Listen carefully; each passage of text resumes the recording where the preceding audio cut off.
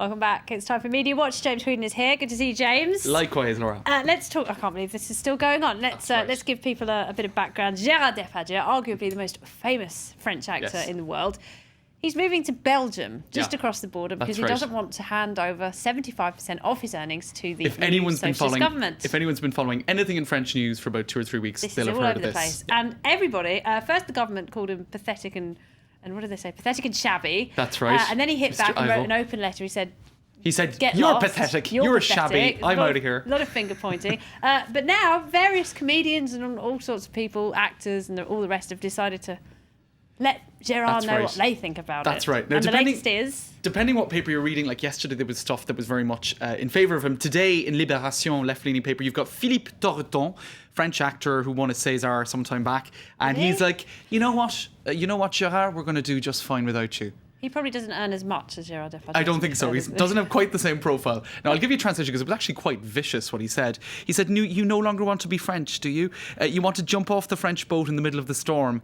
You want to sell up and move with your loot to a neighbouring country. I think he's made that Is this clear. what you want to do? Gérard, are you a bit bothered? But Gérard, did you think that we were going to approve? What were you expecting? A medal, a César, which is kind of like a French Oscar, from the finance ministry? I mean, it was very catty stuff. Very catty. But now we've heard of him, and we hadn't yesterday. But Depardieu's not the only person to jet off abroad, is he? I mean, I was just looking at a few today. Yannick Noah, the tennis player, Richard Gasquet, the tennis player, Charles Aznavour, the famous singer, Isabella Gianni, Johnny Hallyday. That's right.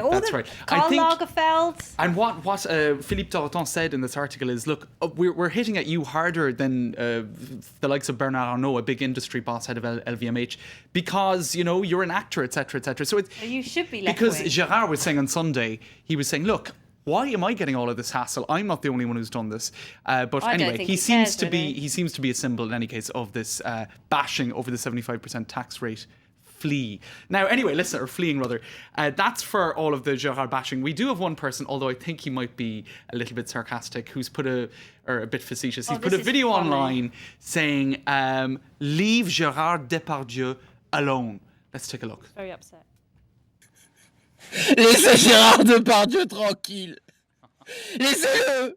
Vous voyez pas que ça fait 17 ans qu'il est bourré, il sait pas ce qu'il fait. What they're saying here is he's been drunk for 17 years. Leave him alone. Please leave him alone, right? Laissez-le tranquille. Oh God, leave him alone. And this has been a sensation on the internet. Well, it's getting there. It's got a few hits, but guess what, right? I thought that was already quite weird until I realised what had inspired it. A video from 2007 about Britney Spears. Leave Britney Spears alone, who I think actually has had a worse time than Gérard, to be honest. She had a bit of a wacky time. She shaved her head, didn't she? That's right. Let's take a look at this. Leave Britney alone. Oh. God. Please. Perez Hilton talked about professionalism and said if Britney was a professional, she would have pulled it off no matter what. Speaking of professionalism, when is it professional to publicly bash someone who's going through a hard time? Leave Britney alone! Please! Wow. Get that lady some psychiatric help immediately. That's right. I'd say the 45 million hits that had since 2007 might have caused that particular individual to regret putting that video online under her duvet, or his duvet rather, and it was subtitled in French, and even the French version had 456,000 hits. So there you go. Be careful what you put on I don't YouTube. think Gérard Depardieu is quite as sensitive as Britney Spears was, though. I don't think he really gives one, does he? No, all right, no, let's indeed. move on. Instagram. Now, this is where you take photographs and then you make them look all vintagey and old-fashioned. Right. It's very charming and little wonderful. kind of filters. Like sepia. Yawn. Sepia All right. tone. Now, this is owned, of course, by Facebook. Yes. And they want to sell people's private photographs. Who would buy them? It's pretty crazy stuff, I think. Now they acquired They'll be Facebook. trying to sell our souls next, James. Well, if they could upload them, they would. To the I'm pretty nearest sure of bidder. it.